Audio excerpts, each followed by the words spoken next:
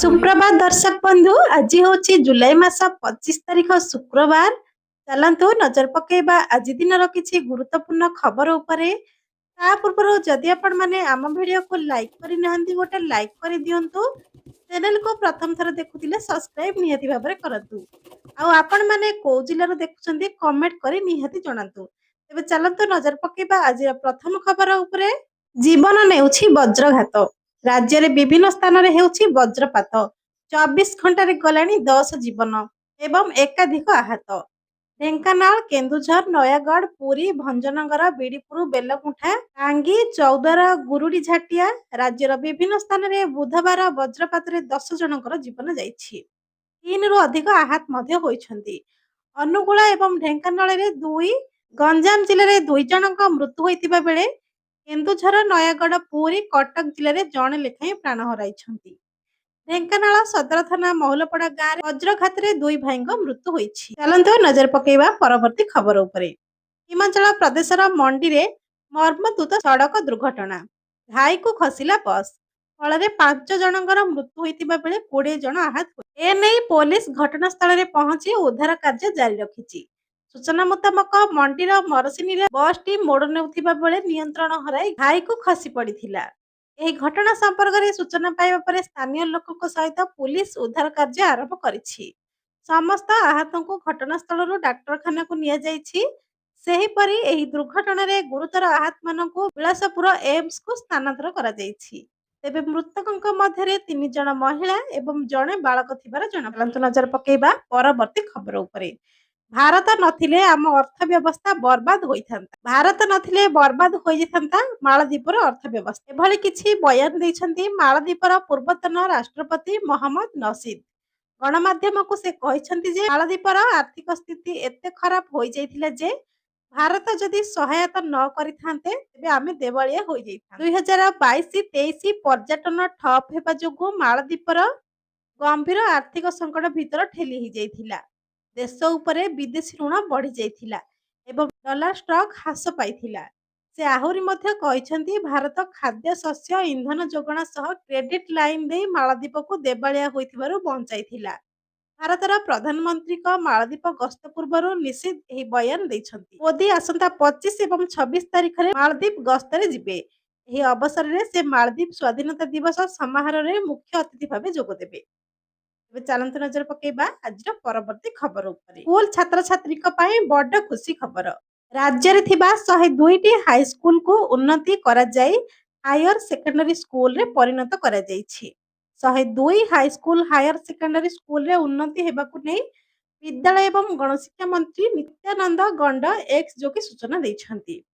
Higher secondary school हेबा परे एठारे युक्त 2 पढ़िबे छात्र छात्री जेउ माने 10म पढ़ी सारी अन्य कॉलेज जाउथिले सेमानकु आउ कॉलेज खोजिबाकू पड़िबनी। एही सब उन्नीत हायर सेकेंडरी स्कूल मध्य रे अनुगुल रे 4टी, भद्रक रे 9टी, बलांगीर रे 9टी, बौद्ध रे 3टी, कटक रे 1टी एवं देवगढ़ रे 1टी, ढेंकानाल रो 5टी, गजपति रो 4टी, जगतसिंहपुर 1टी, झारसुगुड़ा रो 3टी, कलाहांड रे 12टी, कंधमाल रे 6टी, केन्दुझर रे 5टी, कोरापुट रे 2टी, नवरंगपुर रे 15टी, नुआपड़ा रे 10टी, रायगढ़ रे 12टी हाई स्कूल रही। 2025-26 शिक्षा वर्ष पूर्व ए सबु हायर सेकेंडरी स्कूल रे कला वाणिज्य विज्ञान पाठ्यक्रम आरंभ हेबो।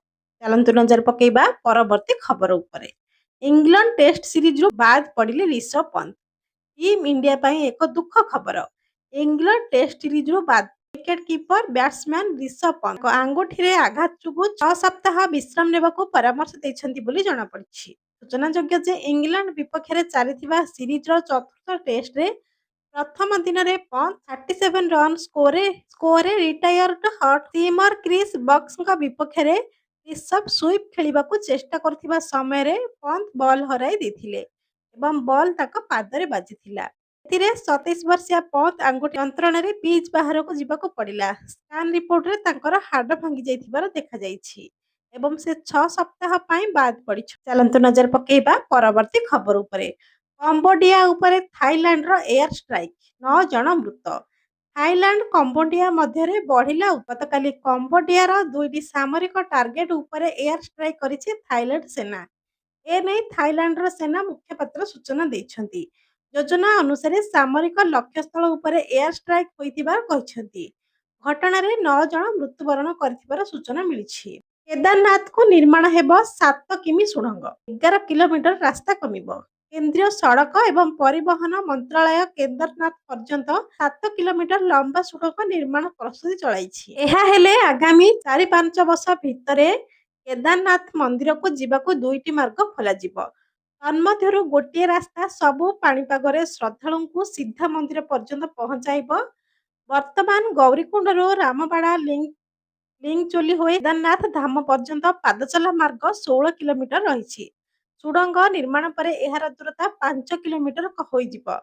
2013 ଓ 24ରେ ଜୁଲାଇର ଦୁର୍ଘଟଣାରୁ ଶିକ୍ଷା ପାଇ କେନ୍ଦ୍ର ସରକାର କେଦାରନାଥ ମନ୍ଦିର ପର୍ଯ୍ୟନ୍ତ ନୂଆ ସୁରକ୍ଷିତ ରାସ୍ତା ନିର୍ମାଣର ଯୋଜନା ଉପରେ କାମ ଆରମ୍ଭ କରିଛନ୍ତି। ସେଥିପାଇଁ ମନ୍ତ୍ରାଳୟ ପାହାଡ଼ର ପ୍ରାରମ୍ଭିକ ସର୍ବେକ୍ଷଣ କରିସାରିଛି। ଏହି ସୁଡ଼ଙ୍ଗ ଉତ୍ତରାଖଣ୍ଡରେ 6562 ଫୁଟ ଉପରକୁ ନିର୍ମିତ ହେବ ଏବଂ ଖୁବ୍ ଶୀଘ୍ର ଗଠନ ହେବ ଅଷ୍ଟମ ବେତନ ଆୟୋଗ। 32,000କୁ ବଢ଼ିପାରେ କେନ୍ଦ୍ର କର୍ମଚାରୀଙ୍କ ମୂଳ ବେତନ। ଅଷ୍ଟମ ବେତନ ଆୟୋଗର ଗଠନ ନେଇ ଆଲୋଚନା ଜାରି ରହିଛି। ରାଜ୍ୟ ସରକାର, ଅର୍ଥ ମନ୍ତ୍ରାଳୟ ଏବଂ ସମ୍ପୃକ୍ତ ବିଭାଗଗୁଡ଼ିକ ସହ ସରକାର ଏନେଇ କାର୍ଯ୍ୟ କରୁଥିବା ଅର୍ଥ ରାଷ୍ଟ୍ରମନ୍ତ୍ରୀ ପଙ୍କଜ ଚୌଧୁରୀ ସୂଚନା ଦେଇଛନ୍ତି। ତେବେ ଏକ ନୂଆ ରିପୋର୍ଟ ଅନୁସାରେ ସପ୍ତମ ବେତନ ଆୟୋଗ ତୁଳନାରେ ଅଷ୍ଟମ ବେତନ ଆୟୋଗ ଅଧୀନରେ କେନ୍ଦ୍ର କର୍ମଚାରୀମାନଙ୍କ ଦରମା ବୃଦ୍ଧି ଆଶାଠାରୁ କମ୍ ରହିବ। ବର୍ତ୍ତମାନ କେନ୍ଦ୍ର କର୍ମଚାରୀମାନଙ୍କ ମୂଳ ଦରମା 18,000 ଟଙ୍କା ଥିଲାବେଳେ ଅଷ୍ଟମ ବେତନ ଆୟୋଗ ଅଧୀନରେ ଏହା 32,000 ଟଙ୍କାକୁ ବଢ଼ିପାରେ। ରିପୋର୍ଟ ଅନୁସାରେ ଆଗାମୀ ଅଷ୍ଟମ ବେତନ ଆୟୋଗ ଅଧୀନରେ କେନ୍ଦ୍ର କର୍ମଚାରୀମାନଙ୍କ ଦରମା 13% ବଢ଼ିପାରେ, ଯାହା ସପ୍ତମ ବେତନ ଆୟୋଗ ଅଧୀନରେ 14.3% ଥିଲା। ଏହାର ଅର୍ଥ ପୂର୍ବ ଆୟୋଗ ତୁଳନାରେ ଅଷ୍ଟମ ବେତନ ଆୟୋଗ ଅଧୀନରେ ମୂଳ ଦରମାର ମୋଟ ବୃଦ୍ଧି କମ୍ ରହିବ। ଭାରତର ଅର୍ଥନୀତିକୁ ଗୁଗଲର ବୁଷ୍ଟର ଡୋଜ୍, 4 ଲକ୍ଷ କୋଟିର ଆୟ ସହ 35 ଲକ୍ଷ ନିଯୁକ୍ତି ସୃଷ୍ଟି। ଟେକ୍ନୋଲୋଜି କ୍ଷେତ୍ରରେ ଦିଗ୍ଗଜ କମ୍ପାନୀ ଗୁଗଲ ଭାରତରେ ଏକ ବଡ଼ ଧରଣର ଆର୍ଥିକ ପ୍ରଭାବ ପକାଇଛି। 2024 ମସିହାରେ କେବଳ Google Play and Android ecosystem 4 lakh ଟଙ୍କାରୁ ଅଧିକ ଆୟ କରିଛି। ଏହା ସହ ପ୍ରାୟ 35 ଲକ୍ଷ ପ୍ରତ୍ୟକ୍ଷ ଓ ପରୋକ୍ଷ ଭାବରେ ନିଯୁକ୍ତି ସୃଷ୍ଟି ଦେଇଛି, ଯାହା ଭାରତୀୟ ଅର୍ଥନୀତି ପାଇଁ ଏକ ବଡ଼ ଉପଲବ୍ଧି। ଏହି ତଥ୍ୟ ଏକ ଅର୍ଥନୀତି ନୀତି ଏବଂ ମତ ସମ୍ବନ୍ଧୀୟ ଅନୁସନ୍ଧାନ ପରାମର୍ଶଦାତା ସଂସ୍ଥା ପିଟିଆଇ ଦ୍ୱାରା ପ୍ରକାଶିତ ଏକ ରିପୋର୍ଟରୁ ସାମ୍ନାକୁ ଆସିଛି। ରିପୋର୍ଟ ଅନୁଯାୟୀ ଭାରତର ଡିଜିଟାଲ ଅର୍ଥବ୍ୟବସ୍ଥା ବିଶ୍ୱର ସବୁଠାରୁ ବଡ଼ ଏବଂ ଦ୍ରୁତ ଗତିରେ ବଢ଼ୁଥିବା ଅର୍ଥନୀତି ମଧ୍ୟରୁ ଅନ୍ୟତମ। ସ୍ମାର୍ଟଫୋନର ବହୁଳ ବ୍ୟବହାର, ଶସ୍ତା ଡାଟା ଏବଂ ଡେଭଲପର ଓ ଉଦ୍ୟୋଗୀଙ୍କ ପାଇଁ ଏକ ଗତିଶୀଳ ଇକୋସିଷ୍ଟମ ଏହି ଅଭିବୃଦ୍ଧିକୁ ଆହୁରି ଆଗକୁ ନେଉଛି। ଏବଂ ଇଏ ଥିଲା ଆଜିର କିଛି ଗୁରୁତ୍ୱପୂର୍ଣ୍ଣ ଖବର। ଯଦି ଖବର ପସନ୍ଦ ଆସେ ଭିଡ଼ିଓକୁ ଗୋଟେ ଲାଇକ୍ କରିବେ। ଆପଣମାନଙ୍କର ଦିନ ମଙ୍ଗଳମୟ ହେଉ।